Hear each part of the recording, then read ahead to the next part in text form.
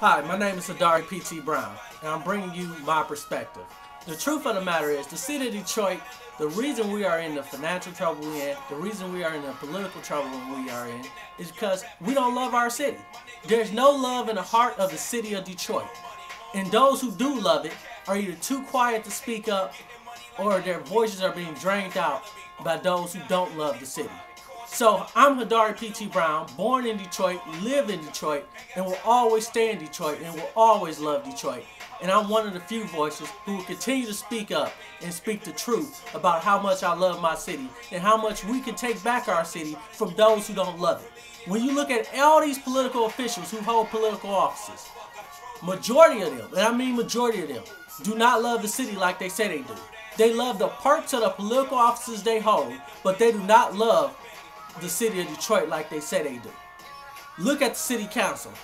All those members of city council, when Kwame Kilpatrick was in office, not many of them spoke out and fought against him. But when all the trouble started really coming out about Kwame and it looked like he was going away, that's when they all want to unify and come together to get rid of Kwame, who's quote-unquote the problem. Now that Ken Cockrell's been in office, we haven't seen no more different with Ken Cockrell.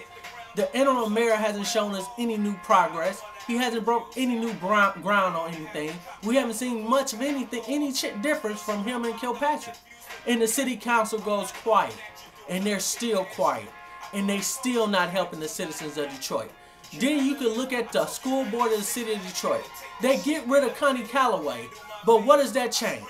It didn't change much because they are the same school board members, many of them, who hired this woman, who wanted Connie Calloway, said this was the best hire we've made. This was a good decision. We wanted her. We gave her everything she wanted. But now that when she couldn't change it around, when she asked some questions about finances, although she didn't do much, and I admit she should be gone. But the reality is, the school board members, many of them do not love the city of Detroit and do not love our kids in Detroit public schools.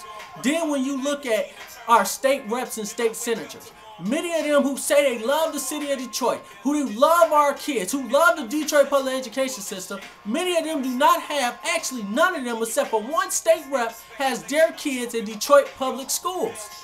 And even the old member who sits on the education committee in the state house does not even show up to meetings. She has no respect. And I'm talking about Betty Cook Scott. At the end of the day, let's be real, people. Many of our own politicians, many of those quote-unquote community leaders, many of those quote-unquote pastors and ministers of the city of Detroit do not love our city like they say they do. So it is up to us, people like me and everyday Detroiters, to prove to the world that Detroiters, we still love Detroit. We still want Detroit to shine as a beacon of hope, as a beacon of believing in the true colors of what Detroit was made on. And that was on the backs of the people of Detroit who truly love it. We need to get rid of those who don't love the city, and that's the only way Detroit is going to change. I'm Hadari P.T. Brown, and this is my perspective.